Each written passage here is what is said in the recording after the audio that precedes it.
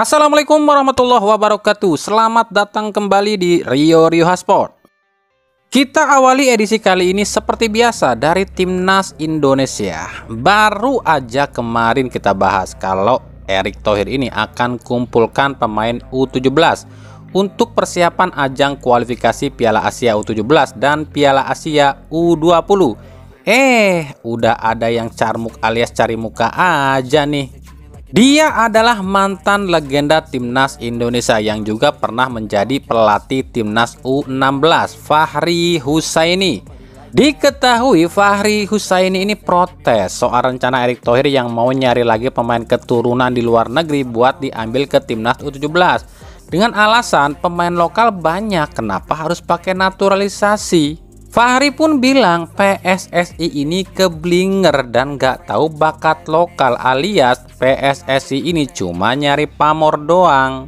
Rupanya celotehan Fahri ini langsung dijawab oleh Ketua Komite Ad Hoc Naturalisasi PSSI Hassani Abdul Ghani. Berikut kutipan pernyataan Hassani Abdul Ghani.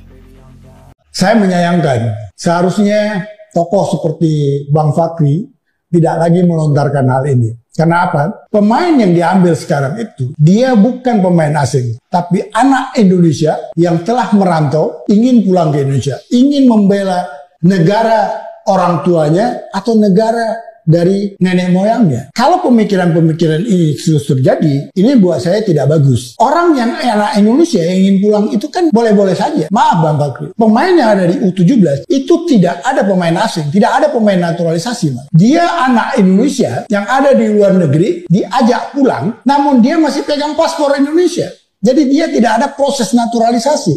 It's not know about naturalisasi. Ini anak Indonesia, kita ajak pulang kembali. Kenapa tidak? Nah, silahkan komentarnya guys. Menurut kami pribadi, nggak salah juga sih maksud Fahri Husaini. Dia ini pengennya full pemain yang ada di Indonesia aja. Toh banyak juga kan talenta lokal muda yang bagus di Indonesia. Tapi di sini salahnya dia ini bilang pemain U17 yang ada di luar negeri itu yang mau diambil ke timnas U17 ini semuanya naturalisasi. Sebab benar kata Hassani, jika pemain U17 itu nggak ada satupun yang naturalisasi. Karena di saat usia pemain itu belum 18 tahun atau belum punya paspor luar negeri, maka dia disebut lokal. Karena mereka ini kan punya darah keturunan Indonesia. Ya orang Indonesia juga kan artinya, meskipun lahir di luar negeri. Ya apa salahnya para pemain keturunan ini membela tanah air orang tua mereka atau nenek moyang mereka. Ya daripada nanti kalau usianya udah 20 tahun ke atas kan repot, harus dinaturalisasi lagi. Kalau dibilang harus cari bibit-bibit muda tanah air, lah mereka pun sama kan bibit muda tanah air kan. Lalu salahnya di mana? Kecuali para pemain ini tuh nggak ada darah Indonesianya sama sekali, baru bisa dibilang asing.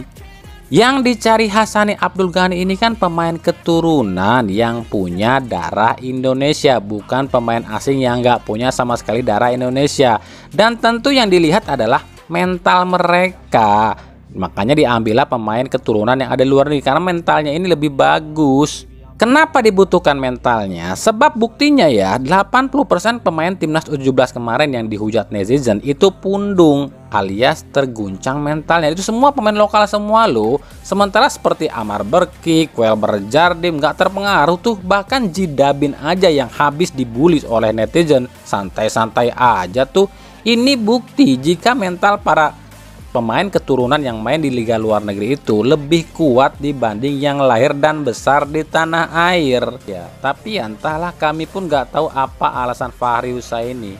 Apakah dia ini carmuk buat bisa dipanggil lagi ke timnas atau apa? Kami pun nggak tahu. Sebab ada kabar atau rumor atau isu katanya ya Erick Thohir ini justru inginnya timnas U17 ini tuh dilatih oleh Sintayong juga. Pantesan makin panas tuh para fans kardus, ternyata ini tuh alasannya.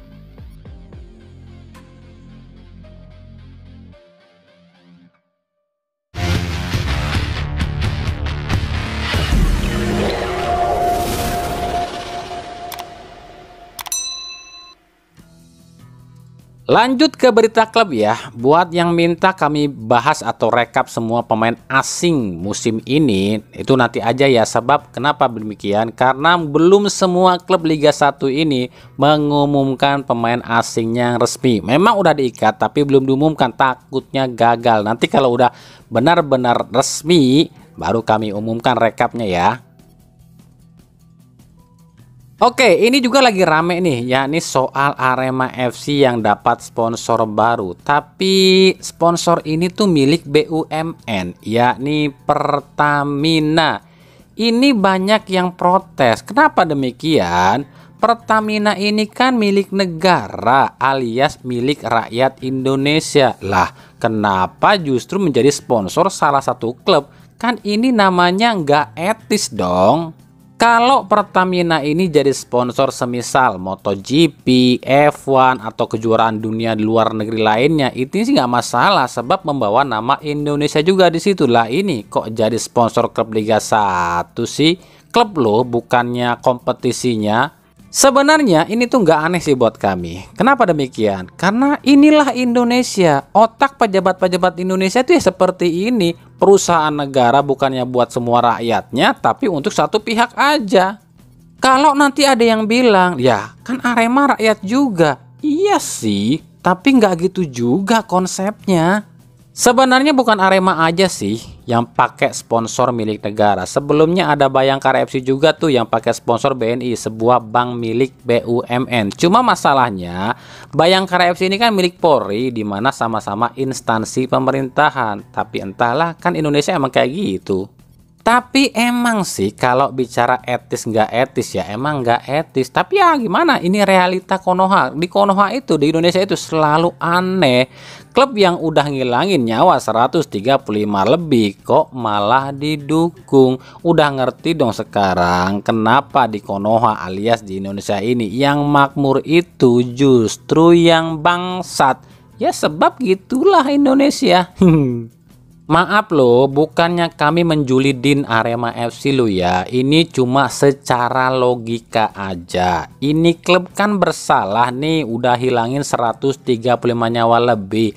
Ya harusnya kan dibatesin dong, bukan malah didukung gitu. Paham nggak? Dan kami bukan nyinyirin Arema lo ya, kami cuma nyinyirin keanehan negeri ini saja. Tapi ya kembali kami bilang, di negeri ini semuanya emang serba aneh.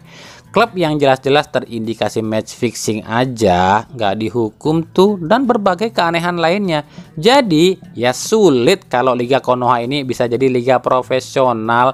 Mimpi kalau ketum PSSI-nya bilang liga kita ini mau jadi liga profesional, liga terbaik si Asia. Kalau cara mainnya masih ABS alias asal bapak senang.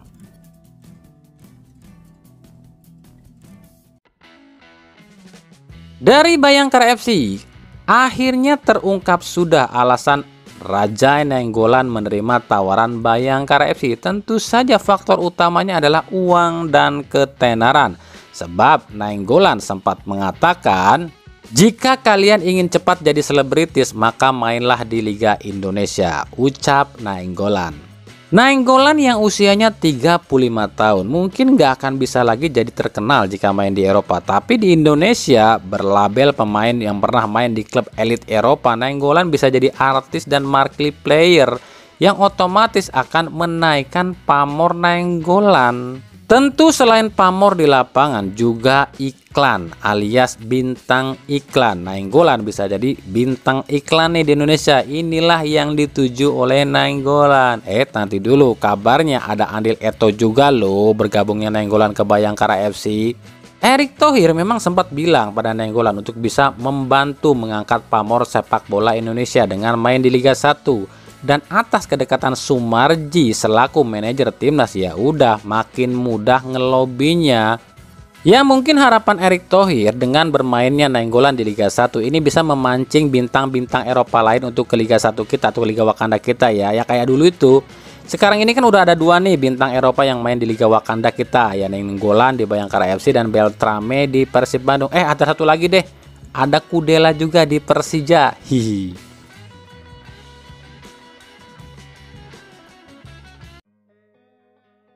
Bicara soal Persija, pelatih Thomas Doll akhirnya buka suara soal gol Osvaldo Hai yang dianulir. Menurut Thomas Doll, gol itu murni tidak offside dan Doll merasa beruntung gol itu tak disahkan. Saya sudah melihat tayangan ulang dan jelas itu tidak offside, tapi di lapangan sulit untuk melihatnya. Ya, kami beruntung soal ini, ujar Thomas Doll. Wah, kalau emang keputusan wasit itu salah, kenapa nggak di print bos? Kenapa bos Thomas Doll? Nggak kayak dulu tuh, di print segala. Kenapa sekarang nggak? BTW, apa kabar ya Hakim Garis di laga ini? Sebab yang dicurangin itu tim polisi loh ya. Jangan-jangan ya Hakim Garis udah mendekam di penjara lagi.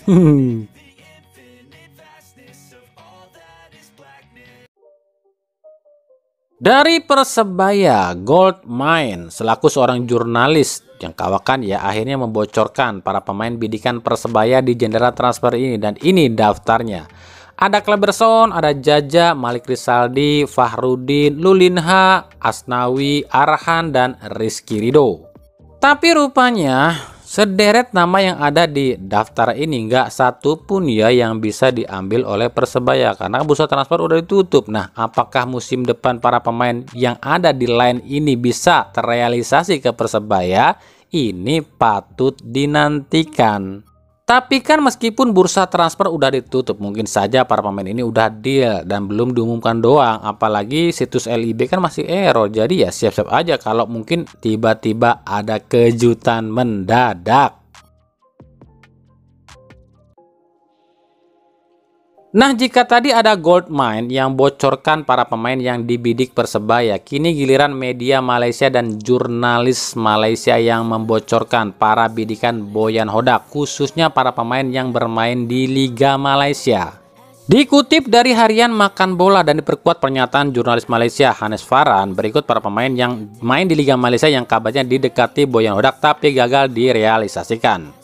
Yang pertama, Manuel Hidalgo, Argentina, klub Kedah Darul Aman, menolak Persib dengan alasan ingin habiskan musim ini dengan timnya, baru pikirkan ke depannya. Yang kedua, Paulo Josue, Brazil, Kuala Lumpur City, tak dilepas oleh klubnya, yakni KL City, dengan alasan Paulo Josue ini pemain utama dan nyawa utama KL City. Yang ketiga, Matko Zirdum, Kroasia, Kuala Lumpur City, menolak Persib dengan alasan yang sama karena kompetisi Liga Malaysia belum usai. Yang keempat, Gabriel Perez, Brazil, Sabah FC, menolak Persib lantaran masih ada kontrak hingga 2024 di Sabah FC. Yang kelima, Giancarlo Gallifuoco, Australia, Kuala Lumpur City, menolak Persib sebab merasa Liga Indonesia ini lebih rendah levelnya dibanding Liga Malaysia. Yang keenam, Sergio Aguero, Argentina dan Malaysia, di klub Sri Pahang, menolak Persib dan juga Persija dengan alasan gak dilepas oleh klubnya Sri Pahang. Yang ketujuh, Sadil Ramdhani, Sabah FC Indonesia, menolak Persib sebab masih ada kontrak di Sabah FC dan lebih tertarik main di Borneo FC. Nah, itu tadi ya 7 pemain yang katanya yang main di Liga Malaysia ini dibidik oleh Boyan Hodak tapi gagal didapatkan. Jadi Persib bukan gak nyari pemain ya, tapi emang agak susah buat Persib dapatkan pemain, apalagi di jendela transfer. Sebab transfer Liga 1 ini beda dengan transfer negara lain atau luar negeri, di mana di luar negeri itu jendela transfernya bulan Januari, cuma Liga kita doang yang bursa transfernya acak-acakan. Lalu untuk pemain lain yang di luar Liga Malaysia, ini disebutkan juga oleh pihak Persib. Yang pertama, Asnawi Mangko Alam, Jeongnam Dragon, dibidik Persib tapi nggak dilepas sebab ada klausul kontrak dengan PSM Makassar yang melarang Asnawi ke tim lain di Liga 1 selain PSM. Yang kedua, Pratama Arhan, Tokyo Verdy, sama kasusnya dengan Asnawi, cuma boleh main di PSIS. Yang ketiga, Fredian Wahyu, PSIS, nggak dilepas oleh PSIS dengan alasan masih dibutuhkan oleh PSIS. Yang keempat, Imade Andika Wijaya, Bali United, nggak dilepas oleh Bali United dengan alasan masih dibutuhkan oleh Bali United. Yang kelima, Jaja dari Madura United, gagal capai kesepakatan soal gaji dengan Persib. Yang keenam, Lulinha, Madura United, sama gagal capai kesepakatan soal gaji dengan Persib. Dan yang ketujuh, Erwin Gutawa PSM Makassar. Nggak dibolehkan sama PSM sebab dalam klausul kontrak di PSM melarang Erwin ke Persib. Kalau ke klub lain sih boleh, yang penting bukan ke Persib. Nah, dengan gagalnya mendapatkan para pemain tadi, ya udah akhirnya Boya Hodak pun merekrut pemain yang mau aja, dan kebetulan Hodak pun mencari dua posisi itu ya, jadi kiper dan juga gelandang serang. Ya udah akhirnya dipilihlah Kevin dan Beltrame.